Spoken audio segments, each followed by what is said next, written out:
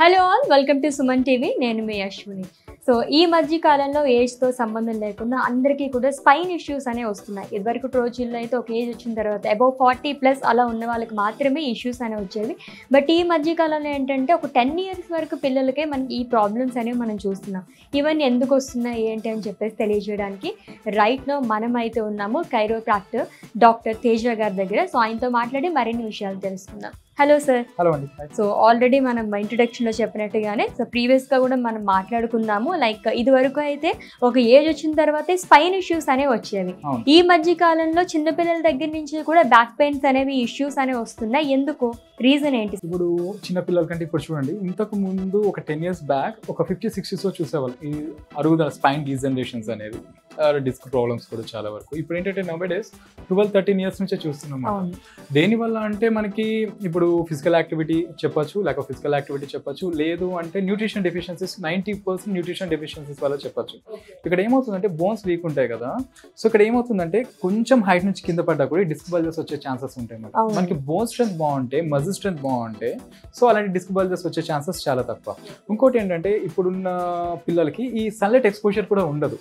So AC classrooms ఉండేసరికి immunity తగ్గిపోవడం and sunlight exposure, vitamin D deficiencies అయితే చాలా ఎక్కువ అన్నమాట. దాని వల్ల కూడా మనకి బోన్ స్ట్రెంత్ తగ్గి ఈ డిస్క్ బల్జెస్ వచ్చే ఛాన్సెస్ చాలా వరకు ఉంటాయి అన్నమాట. సో దీంట్లోనే మనం పర్టికులర్గా మాట్లాడుకుంటున్నాం కాబట్టి స్పైన్ ఇష్యూస్లోనే ఆస్టియోఫైట్స్ అంటే ఏంటో చెప్పండి. ఆస్టియోఫైట్స్ అంటే ఏంటంటే ఇంతకుముందు నేను డిస్కస్ చేసిన టాపిక్స్లో, మన ప్రీవియస్ టాపిక్స్లో చాలా వరకు స్పైన్ డిస్క్ బల్జెస్ ప్రొట్రూషన్స్ ఏంటంటే క్లియర్గా చెప్పామన్నమాట. ఇప్పుడు అందులోనే ఆస్టియోఫైట్స్ అంటాం. ఆస్టియోఫైట్స్ కానీ బోన్ స్పర్స్ కానీ చాలా వరకు వినే ఉంటాం. ఇదంటే ఎక్స్ట్రా బోన్ గ్రోత్ అనొచ్చు, అంటే బోన్ గ్రోత్ ఎక్స్ట్రా ఉంటుంది, పెరుగుతుంది మనకి. ఇది దేనివల్ల అంటే ఇప్పుడు ఫర్ ఎగ్జాంపుల్ మనం స్పైన్లో చూస్తే స్పైన్ డీజనరేషన్స్, అలానే ఫేసెడ్ జాయింట్స్ అంటాం, ఫేసెడ్ జాయింట్ డీజనరేషన్స్ అంటాం అన్నమాట. సో ఇక్కడ ఏమవుతుందంటే ఈ డీజనరేషన్ అనేది స్టార్ట్స్ విత్ ఇన్ఫ్లమేషన్. అంటే ఇక్కడ ఇన్ఫ్లమేషన్ అంటే వాపు అని కాదు, ఒక టైప్ ఆఫ్ రియాక్షన్ అంటాం అన్నమాట. సో ఇక్కడ వచ్చినప్పుడు ఏమవుతుంది, ఇన్స్టెబిలిటీ అనేది వస్తుంది. అంటే ఒక జాయింట్ పైన ఒకటి ఏంటంటే ఉండాల్సిన దానికన్నా ఎక్కువ మూమెంట్ అయినప్పుడు సో మన బాడీ ఏం చేస్తుందంటే దాన్ని కరెక్ట్ చేయడానికి సో అది ట్రై చేస్తుంది అన్నమాట. అంటే దాన్ని స్టేబుల్ చేయడానికి ట్రై చేస్తుంది, ఇంటర్నల్గా ఫైట్ చేస్తుంది. ఆ స్టెబిలైజేషన్ ప్రాసెస్లో ఏమవుతుందంటే ఆ స్టెబిలైజేషన్ ప్రాసెస్లో ఈ ఆస్టియోఫైట్స్ అనేవి మనకి ఈ బోన్ గ్రోత్ అనేది వస్తుంది. ఎక్స్ట్రా బోన్ గ్రోత్ అనేది ఆ స్టెబిలైజేషన్ ప్రాసెస్లో బాడీ స్టిమ్యులేట్ చేస్తుంది అన్నమాట, ఎక్స్ట్రా బోన్ గ్రోత్ని. దాన్ని మనం ఆస్టియోఫైట్స్ అంటాం అన్నమాట. ఫర్ ఎగ్జాంపుల్ మన L4, L5 దగ్గర ఏదైనా MRI, CT స్కాన్స్ తీసినప్పుడు ఆస్టియోఫైట్స్ ఉన్నాయని మనకి ఏమైనా వచ్చినాయి అనుకోండి, అక్కడ ఏం చేస్తుంది, అది ఏంటంటే ఒక ఇండికేషన్ అన్నమాట. అంటే అక్కడ సమ్ ప్రాబ్లం ఉంది, ఎప్పటి నుంచో ఉంది అని చెప్పి అది ఇండికేట్ చేయడం మనకి ఈ ఆస్టియోఫైట్స్ ఉన్నాయంటే. అంటే మనకి బాడీ ఏం చేస్తుంది, ఆ స్టెబిలైజేషన్ ప్రాసెస్లో ఈ ఎక్స్ట్రా బోన్ గ్రోత్ని స్టిమ్యులేట్ చేస్తుంది. దాన్ని మనం ఆస్టియోఫైట్స్ అంటాం అన్నమాట. సో దీనికి వచ్చిన పేషెంట్స్ మనకి ఎంతవరకు రికవర్ అవుతారండి? ఇక్కడ ఆస్టియోఫైట్స్ అనేది చాలా వరకు డిస్క్ బల్జెస్, డిస్క్ ప్రొట్రూషన్స్లో చాలా కామన్గా ఉంటాయండి. ఇక్కడ ఏంటంటే మనకి దీంతో పాటు ఈ డిస్క్ బల్జ్ అనేది ఎంత బయటకు వచ్చింది, ఎంత అనేది వచ్చింది, సో అది ఏ పొజిషన్లో వచ్చింది అంటే ఇందులో మనకి 3 types ఉంటాయి. పోస్టీరియో లాటరల్ అంటాం, అలానే సెంట్రల్ డిస్క్ ప్రొట్రూషన్ అంటాం, అండ్ ఫొరామిలర్ డిస్క్ ప్రొట్రూషన్. ఏ టైప్ ఆఫ్ ప్రొట్రూషన్ చూడాలి అంటే ఎంత బయటకు వచ్చింది, అండ్ ఏజ్ కూడా ఫ్యాక్టర్ అనమాట. సో దీన్ని బట్టి మనం ఏ ట్రీట్మెంట్స్ ఇవ్వాలనేది సజెస్ట్ చేయడానికి ఉంటుంది. ఇక్కడ మనం కామన్గా కామన్గా ఇచ్చే ట్రీట్మెంట్స్ ఏంటంటే కైరోప్రాక్టిక్ ట్రీట్మెంట్స్ కానీ, ఆస్టియోపతి కానీ, ఫిజియో కానీ, అండ్ ఆక్యుపెంచర్ కానీ. ఇక్కడ ఏంటంటే కాంబినేషన్స్లో ఇస్తాం అన్నమాట.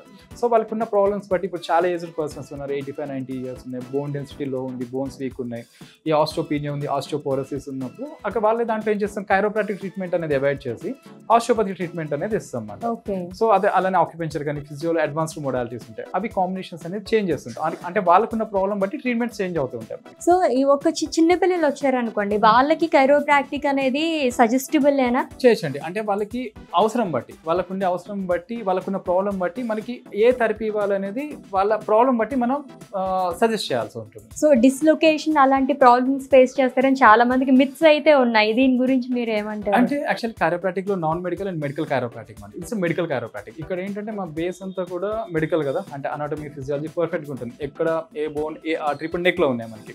ఇప్పుడు నెక్లో ఎంత ట్విస్ట్ చేయాలి, ఆ మూమెంట్ ఎంత ఇవ్వాలి, దాని థ్రస్ట్ అంటాం. ఇవన్నీ కూడా హై హెచ్విటీ అంటాం, హై వెలాసిటీ థ్రస్ట్ అంటాం అన్నమాట. సో ఎంత ఇవ్వాలి అక్కడ బోన్ స్ట్రెంత్ బట్టి ఆ ఏజ్ బట్టి మనం థ్రస్ట్ అనేది ఇవ్వడం జరుగుతుంది. ఎందుకంటే మనకి నెక్లో ఇప్పుడు ఫోర్స్ఫుల్గా ఎక్కువ మూమెంట్ వస్తే పేషెంట్ ఫెయింట్ అయ్యే ఛాన్సెస్ ఉంటాయి. ఎందుకంటే నెక్లో మనకి not only nerves, veins compress అయ్యే ఛాన్సెస్ ఉంటాయి, ఆర్టరీస్ కంప్రెస్ అయ్యే ఛాన్సెస్ ఉంటాయి, నర్వ్ డ్యామేజ్ అయ్యే ఛాన్సెస్ కూడా ఉంటాయి అన్నమాట. సో అందుకే ఇది మెడికల్ కైరోప్రాక్టిక్ కాబట్టి మనకి ఎంత మూమెంట్ ఇవ్వాలి అనేది తెలుస్తుంది కాబట్టి ఎంత థ్రస్ట్ ఇవ్వాలి అనేది. సో ఇక్కడ మనకి ఎటువంటి సైడ్ ఎఫెక్ట్స్ ఉండవు. ఇక్కడికి ఎవరు సజెస్టబుల్ అండి? జనరల్ గా మనకి కైరోప్రాక్టిక్ అనేది ఎవరు సజెస్ట్ చేస్తారు? ఇక్కడ ఎవరు సజెస్ట్ చేయాల్సిన అవసరం లేదండి. పేషెంట్స్ డైరెక్ట్ గా రావచ్చు. ఇక్కడ స్పైన్ ప్రాబ్లమ్స్ అంటే ఈ సర్వికల్ స్పాండిలైటిస్ కావచ్చు, లంబర్ స్పాండిలైటిస్ కావచ్చు, ఎనీ స్పైన్ ప్రాబ్లమ్ ఉన్న పేషెంట్స్ ఇక్కడ డైరెక్ట్ గా రావచ్చు. సో వన్స్ పేషెంట్ వచ్చిన తర్వాత వాళ్ళది ఏమన్నా మీరు మెడికల్ హిస్టరీ చూస్తారా? ఫిజికల్ గా ఎగ్జామిన్ చేసి చూస్తాము ఎక్కడ ప్రాబ్లమ్ ఉందని. దాంతో పాటు ఏం చేస్తామంటే ఎంఆర్ఐ, సిటీ స్కాన్స్, ఎక్స్రేస్ ఎక్కడ ప్రాబ్లమ్ ఉంది అనేది కూడా చూస్తాం అన్నమాట. అవన్నీ చూసి ట్రీట్మెంట్ అనేది స్టార్ట్ చేయడం జరుగుతుంది. ఓకే, వచ్చిన పేషెంట్స్ లో 100% సక్సెస్ రేట్ అనేది ఉందా అండి? ఇక్కడ ఏం చేస్తామంటే అందుకే ఇప్పుడు మనం ఇన్స్టా, ఫేస్బుక్ లో కాకుండా ఇక్కడ డైరెక్ట్ గా పేషెంట్ వచ్చినప్పుడు బిఫోర్ కన్సల్టేషన్ ఇక్కడ ట్రీట్మెంట్ తీసుకుంటున్న పేషెంట్స్ చాలా మంది ఉంటారు. వాళ్ళతో కూడా వీళ్ళు డైరెక్ట్ గా మాట్లాడచ్చు.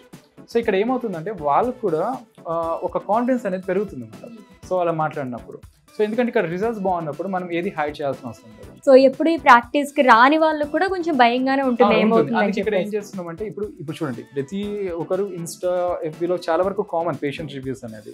ఇక్కడ ఏం చేస్తున్నామంటే డైరెక్ట్ పేషెంట్ తో మాట్లాడినప్పుడు ఏంటంటే వాళ్ళకు కూడా ఒక నమ్మకం అనేది వస్తుంది. ఎందుకంటే ఇక్కడికి ఎవరు కూడా డైరెక్ట్ గారు ఒక 3 years 4 years ఒక 10-15 క్లినిక్స్ తిరిగి లాస్ట్ లో ఇక్కడ వచ్చే పేషెంట్స్ చాలా మంది ఎక్కువ మాట మాకు.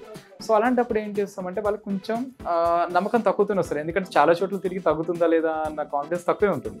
అలాంటప్పుడు ఇక్కడ ట్రీట్మెంట్ తీసుకుంటున్న వాళ్ళతో మాట్లాడినప్పుడు ఏమవుతుందంటే వాళ్ళకి కూడా కాన్ఫిడెన్స్ లెవెల్స్ అనేది పెరుగుతాయి అన్నమాట. సో అందుకే ఇక్కడ పేషెంట్స్ తో మాట్లాడమని చెప్తాం మేము డైరెక్ట్ గా. సో చూద్దాం, ఇప్పుడు ఒక రివ్యూ చూద్దామండి. హాయ్ అండి. హాయ్, మీ పేరు? నా పేరు కావ్య అండి. కావ్య గారు, సో ఇక్కడికి ఏ ప్రాబ్లంతో వచ్చారు మీరు? నెక్ పెయిన్ అండి. Neck pain and hands pain. Neck pain and hands pain. Okay, so ఎవరు సజెస్ట్ చేశారు? లైక్ సోర్స్ ఎలా ఇక్కడికి రావడానికి? ఇన్స్టాగ్రామ్ ద్వారా వచ్చానండి. ఇన్స్టాగ్రామ్ ద్వారా వచ్చారు. ఓకే, ఎప్పటి నుంచి ట్రీట్మెంట్ తీసుకుంటున్నారు? 10 days నుంచి ట్రీట్మెంట్ తీసుకుంటున్నాను. బిఫోర్ అండ్ ఆఫ్టర్ ఇక్కడికి వచ్చిన తర్వాత మీకు ఏం డిఫరెన్స్ తెలిసిందండి? ఇక్కడ నేను 2 years నాకు ఈ పెయిన్తో బాధపడుతున్నాను మేడం. బట్ 6 monthsగా ఈ పెయిన్ వచ్చేసరికి తిమ్మిరిగా హ్యాండ్ పెయిన్ కూడా బాగా వచ్చేసింది. గత 6 monthsగా నేను చాలా క్లినిక్కి వెళ్ళాను, బట్ ఎక్కడ నాకు ఈ ప్రాబ్లం అనేది సాల్వ్ కాలేదు. ఈ క్లినిక్ వచ్చిన 10 daysకి నాకు ఈ ప్రాబ్లం అనేది 95% తగ్గింది.